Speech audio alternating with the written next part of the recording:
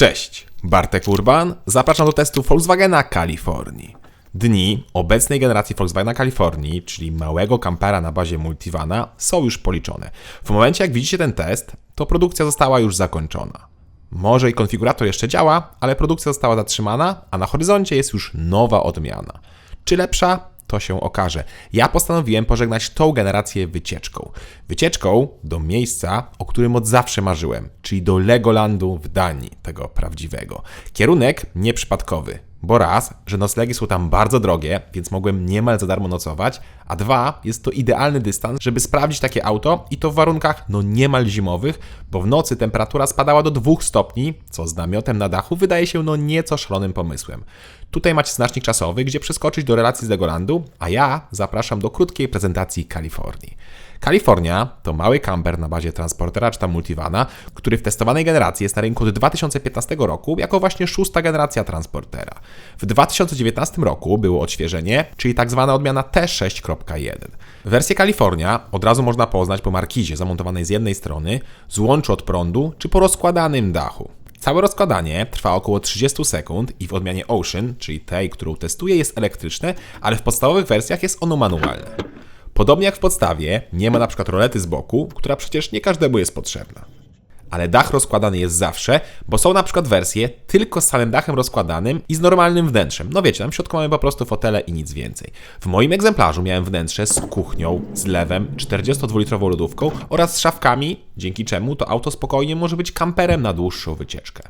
Dłuższą z 1 gwiazdką, bowiem w samochodzie nie ma toalety ani prysznica. No dobra, prysznic jest z tyłu, na zewnątrz i tylko z zimną wodą, bo nie ma tutaj grzania wody. Czyli można się wykąpać, raczej spłukać z piachu, na zewnątrz w bardzo duży upał i bardzo krótko, bo zbiornik z wodą ma 30 litrów.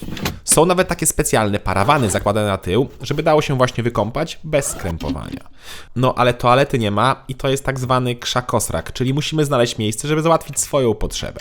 Ale poza tym ciężko tu znaleźć jakieś wady. No, poza ceną, bo auto kosztuje 245 tysięcy złotych w podstawie, a mój testowany egzemplarz startuje od 370 tysięcy złotych, czyli kosmicznie drogo. A, jest to cena w podstawie, bo w tej wersji z dodatkami to już 437 tysięcy złotych. Wow! W tej cenie można spokojnie zbudować zwykłego kamperowana na jakimś dużym busie. No właśnie, dużym busie. Przewaga Kalifornii to wymiary, bo auto ma poniżej 2 metrów wysokości i wchodzi niemal do każdego garażu podziemnego. Tym autem można spokojnie jeździć na co dzień, bo nie jest za duże, nie wystaje poza miejsca parkingowe i dobrze się nim manewruje. Dlatego, jak ktoś ma duszę podróżnika, ale nie ma gdzie trzymać 2 aut, czy nie ma w ogóle potrzeby posiadania 2 samochodów, to wtedy taka Kalifornia wydaje się idealna. Tylko pamiętać trzeba, że nie jest zimowa. To znaczy, jest zimowa, ale nie możemy spać na górze, ponieważ ciepło z ogrzewania dolnego nie dochodzi tam. Ja spałem przy 2 stopniach i było mi naprawdę chłodno na górze. A spałem w śpiworze, w dresie, kominie i z bluzą z kapturem nałożonym na głowę. Myślę, że takie 5-6 stopni jest graniczne, żeby spać na górze. Na dole za to z grzania można zrobić spokojnie saunę. Widziałem gdzieś takie patenty, jak rurka, która przenosiła powietrze z przedniego wylotu strumy, czyli grzania, i wpuszczała na górę. Nie wiem, czy to działa, no ale na pewno w górnym namiocie jest wtedy nieco cieplej. Bo poza chłodem góra jest naprawdę duża. Ma 2 metry długości oraz 1,20 m szerokości. No i bardzo wygodny materac na systemie Froli, czyli tych takich śmiesznych plastikowych sprężynach. Na dole łóżko rozkłada się z kanapy i bagażnika i też ma 2 metry długości oraz 1,16 m szerokości. Tam materac aż tak wygodny nie jest, no ale jest dużo cieplej. W Kalifornii świetna jest za to jazda. Poważnie, tym autem się bardzo dobrze jeździ, mamy dobrą widoczność i niezłe osiągi. Zwłaszcza w testowanej wersji, bo tutaj jest 2.0 TDI o mocy aż 204 koni i z przednim napędem. Można w opcji też zamówić 4x4 z tym samym silnikiem. Czyli mamy naprawdę dużą moc i wystarczającą elastyczność. Tak jak mówiłem, pojechałem do Legolandu i elastyczność była na tyle dobra, że bez strachu wyprzedzałem czy włączałem się do ruchy. No pięknie.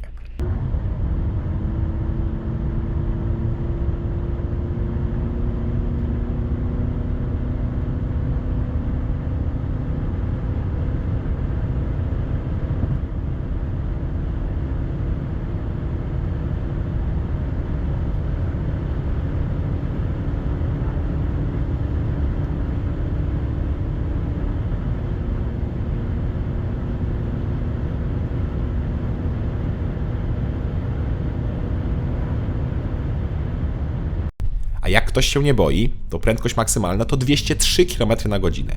203 w kamperze. Piękne. No i piękne jest spalanie. Kalifornia przy 120 zużywała mi poniżej 8 litrów, co jest świetnym wynikiem, zwłaszcza, że auto ma 80-litrowy bak. Ja jechałem, tak jak mówię, w 4 osoby z pełnymi bagażami, czyli auto naprawdę ważyło sporo, niemal 3 tony. Moje spalanie z całego dystansu, czyli ponad 1900 km, to 8,1 litra ze średnią prędkością 85 km na godzinę. I tak, zrobiłem 1900 zamiast 2400, bo spotkała mnie niemiła przygoda. Ale przygoda będzie na końcu. Teraz pora na jeszcze lepszą przygodę, czyli wyprawę do Legolandu. Ruszałem z Warszawy, gdzie trasa jest jedna główna, czyli przez Poznań, Berlin i na górę do Billund. Ale ta droga ma dużo autostrad, gdzie w Polsce prędkość maksymalna to 140 na godzinę, stąd też czas przeliczany przez nawigację wskazuje właśnie na takie prędkości i tak też liczy czas pojazdu. Ja jednak kamperami i tego typu pojazdami staram się jechać maks 120 na godzinę ze względu na optymalne spalanie, no i sam fakt hamowania tak ciężkim autem, więc wolę jechać nieco wolniej.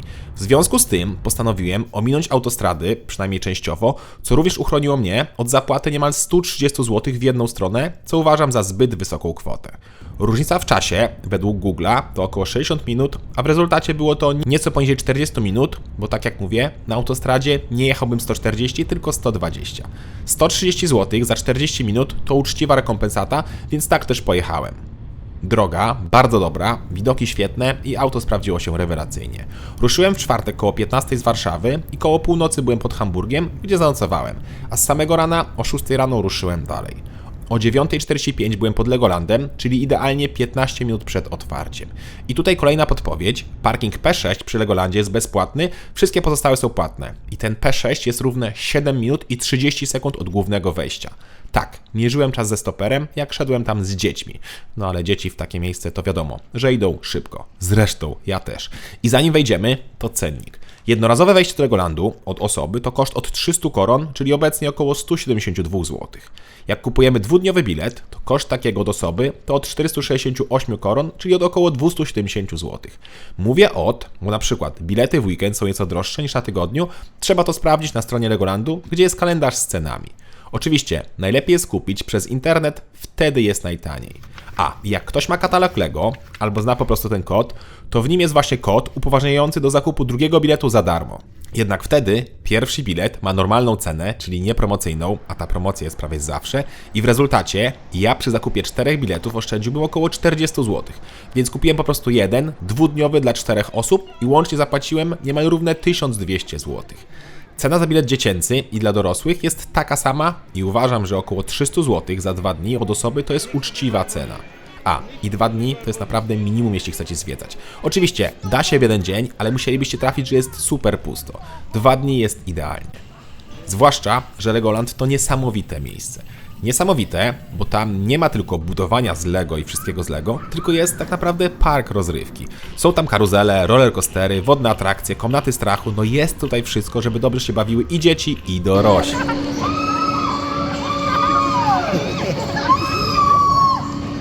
I od razu dodam, że te straszniejsze atrakcje, typu właśnie wyższe rollercoastery, są w większości od wzrostu 120 czy nawet 130 cm. Warto o tym pamiętać. I dzieci mierzone są co do centymetra. Nie ma zmiłuj. I bardzo dobrze. Druga ważna sprawa to ceny w Legolandzie. No wszystko jest kosmicznie drogie. Niemal tak drogie jak Kalifornia. Byle kawa czy ciastko jest 2 albo i 3 razy droższe niż w Polsce. Ale akurat tutaj Legoland wychodzi naprzeciw i można wnosić swoje jedzenie i napoje. Więc bierzemy w plecach jakieś przegryzki i wodę i w całym parku jest mnóstwo miejsc, gdzie możemy usiąść i zjeść. I polecam przyjechać tu poza sezonem. Ja na przykład byłem w październiku i nieco na tygodniu i w weekend. Dokładnie to byłem w piątek i sobotę. I w piątek było super. Na każdą atrakcję maks 5 minut czekania, a w sobotę były już kolejki po 45 minut. A park jest czynny od 10 do 18, z tym, że o 17 są ostatnie wejścia na atrakcje, a część atrakcji otwierają od 11. Czyli realnie mamy około 6 godzin zabawy, a jakby były kolejki na 45 minut, to ledwo wejdziemy na 6 atrakcji, a tych jest znacznie więcej. I oczywiście niektóre atrakcje są sezonowe, czyli na przykład jak teraz było chłodniej, to 2 wodne atrakcje no niestety były wyłączone. Na mnie jednak największe wrażenie zrobił park miniatur, gdzie mamy całe miasta z Lego. Mógłbym tam stać godzinami i to podziwiać. No piękna sprawa. No i na koniec najważniejsze, jak jesteście dziećmi takimi jak ja. Sklep Lego, czyli ceny z kosmosu, ludzi milion, no ale coś trzeba kupić. I tutaj też polecam nie wchodzić tam na koniec dnia, tylko można wcześniej sobie wejść, kupić, wrócić do samochodu i bawić się dalej, bo kolejki po 17 są przez cały sklep i wychodzą aż na zewnątrz. Z ciekawych zestawów to są tam zestawy, które nie są dostępne w normalnej sprzedaży, czyli zestawy Legolandu. Polecam. Co to? No i po 2 dniach zabawy powrót. Znowu zanocowałem pod Hamburgiem, a w niedzielę z rana ruszyłem do Polski. Znowu omijałem płatne autostrady i tym razem omijałem też korek. Omijałem go drogą równoległą do głównej i niestety trafiłem na pułapkę. Pułapkę w postaci betonowego bloku, który rozerwał mi oponę i uszkodził felgę. No tak to było schowane, że nie dało się tego zauważyć, a po lewej stronie były krzaki i chciałem uchronić samochód od tych krzaków. Tak, Kalifornia ma w podstawie koło zapasowe, ale się okazało, że ktoś się nie bał i zabrał go z mojego testowanego auta. Tak więc 3 godziny pod Poznaniem, z ogarnianiem papierkologii, przeprowadzaniem się do innego samochodu i dalej powrót już osobówką. Ale mimo takich przygód i tak uważam, że wyjazd był cudowny. Aha, i to nie jest wyjazd sponsorowany. Za wszystko płaciłem sam. No i teraz na koniec podliczamy koszty. Dodam, że autostrady zarówno w Niemczech, jak i w Danii są bezpłatne, a w Polsce można nie płacić, tylko jedziemy wtedy nieco dłużej. Moja podróż trwała około 12 godzin w każdą stronę, łącznie bym zrobił 2400 km, więc koszt paliwa też tak policzył już za cały dystans, pomijam assistance. Średnie spalanie to 8 litrów, więc zużyłem około 192 litrów paliwa, które kosztowało 5 zł i 80 groszy za litr. 20 litrów zatankowałem za granicą i tam litr kosztował złotówkę więcej niż w Polsce. Czyli za te 20 litrów zapłaciłem 136 zł, a za pozostałe 172 litry 998 zł. Czyli paliwo łącznie kosztowało mnie około 1134 zł. Do tego trzeba doliczyć bilety do Legolandu za 1200 zł, zakupy jedzeniowe, które zrobiłem na wyjazd i które kosztowało około 400 zł oraz w Danii zapłaciłem jednorazowo 15 euro, czyli około 65 zł za kemping blisko Legolandu. Oczywiście mógłbym spać na dziko, ale tam była łazienka, więc to dużo zmieniało. Czyli łącznie wydałem około 2800 zł za 4-dniową wyprawę do Legolandu dla 4 osób. Oczywiście, jak ktoś ma swojego kampera, to tyle to kosztuje, bo jak go nie ma, to trzeba do tego doliczyć koszt wynajmu około 1600, a nawet ich 2000 zł za cały wyjazd. Ale i tak uważam, że wyjazd kamperem w to miejsce to strzał w dziesiątkę. Mieszkamy blisko, oszczędzamy na jedzeniu, no i dodatkowa atrakcja dla dzieci, które uwielbiają mieszkanie w aucie. Sama Kalifornia to też świetny pojazd, do jazdy i do spania jest idealny. Niby mały, ale naprawdę przestronny i wygodny, a do tego ekonomiczny i szybki. Niestety jest kosmicznie, ale to kosmicznie drogi oraz nie ma łazienki, co dla wielu jest dyskwalifikujące. Ale jak dla Was to nie jest problemem, to Kalifornia może spokojnie być takim uniwersalnym autem, gdzie da się tym jeździć na co dzień po mieście, a w weekendy eksplorować piękne zakątki Polski i nie tylko. Ciekawe, czy nowa generacja będzie tak samo dobra i czy może będzie jednak nieco tańsza? 10, 9, 8, 7, 6, 5, 4, 3, 2, 1. Boosters in ignition. And liftoff of Artemis 1. We rise together back to the moon and beyond.